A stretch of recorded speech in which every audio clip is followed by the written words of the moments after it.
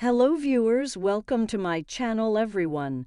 Star of Alaskan Bush people Raiven Brown eventually became weary of reading critical comments from online followers. She ultimately lost it as a result and called out some of her admirers in the comments of a recent post. Here's what Raiven said to the audience and why it angered her. Recently, Bear Brown used a video on Instagram to explain why his most recent images and videos were obviously not taken in Washington.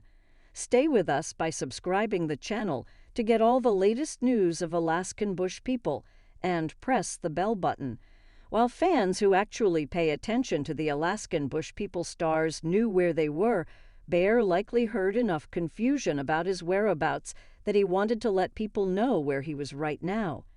In the video, Bear mentioned that he and Raiven Brown were now in Texas. As Bear mentioned, it took 3 hours to go to the nearest hospital from their house on the mountain. Due to Raiven's high-risk pregnancy, the couple decided that she and the unborn child should live closer to a hospital. However, fans either didn't listen to the words Bear was saying or they were purposefully obtuse. In the comments, several fans began to troll Raiven and Bear. One wrote, "No hospitals in Washington. Good to know," seemingly not understanding that Washington is a large state. Yet another persisted in implying that the entire production is bogus. "So you don't live on the mountain, and it's all a hoax," they wrote. "I'm sure it's not that difficult to have a baby in Washington state, considering your brother lives on a rock island." One more person chimed in at the end, saying, "We all know that you are only in that other place when you are recording. If you don't, get your head out of the sand.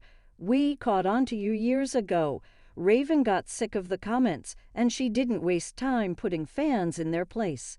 In her initial comment, she repeated that the closest hospital to deliver a baby was a 3-hour drive from the mountain.